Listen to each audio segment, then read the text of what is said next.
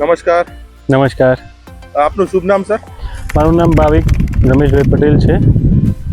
હું અહીંયા બટાકાની ખેતી કરું છું. ગામ, તાલુકો, જિલ્લો સર?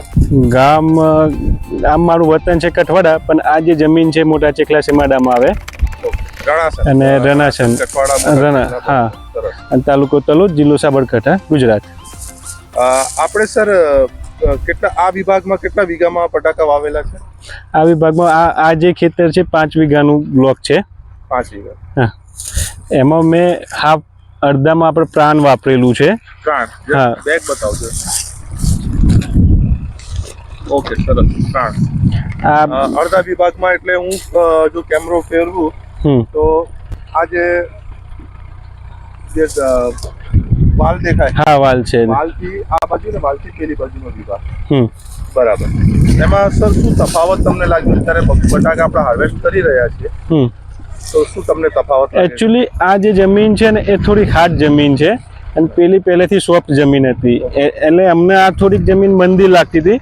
એના માટે આપણે મુલાકાત થઈ, એ પછી ચર્ચા પ્રમાણે અમે આમાં ડોઝ થોડોક વધારે વાપર્યો અને એના લીધે રિઝલ્ટ એવું છે કે અત્યારે હાલ થોડુંક પેલા કરતાં પ્લસ લાગે છે. પણ અમને વાવ્યું ત્યારે એવું લાગતું કે આ બાજુ બટાકા ઉગીને બહાર નીકળી જાય તો જ ઘણું છે, પણ એના ઇક્વલ કરતાં બી થોડુંક જેમ જેમ આમ આવીએ જેમ થોડુંક અત્યારે હાલ વધારે દેખાઈ રહ્યું છે. એમ અત્યારે વધારે જેમ જેમ આવી રહ્યા છે, જેમ જેમ આપણે ખેતરના મિડલ તરફ જઈ રહ્યા છે એમ એમ રિઝલ્ટ સારું મળતું જતું એવું લાગે છે. આ વિભાગમાં આપણે જે હતું કે પાણી વધારે વપરાય છે, જે આપણે ઉભા છીએ. હા, મોન્સૂનમાં અહીંયા પાણી ભરાઈ જાય છે અને કોઈ પાક થતો નથી.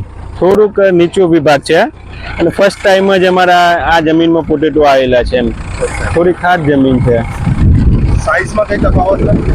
સાઈઝ પેલા કરતાં 10-20% થોડીક મોટી છે. એમ જે વાપર્યું છે નથી વાપર્યું એના કરતાં આપણી સાઈઝ વધારે છે, જોરદાર રહી. રોગ આયા? રોગ છે જ નહીં એકચ્યુઅલી આખા ખેતર ફિલ્ડમાં. પેલામાં ક્યાંક સ્ક્રેપ દેખાય છે, અહીંયા નથી. એમ તમારે થેન્ક યુ.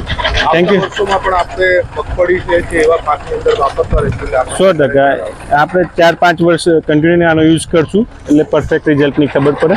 ફરી મળશું આપણે.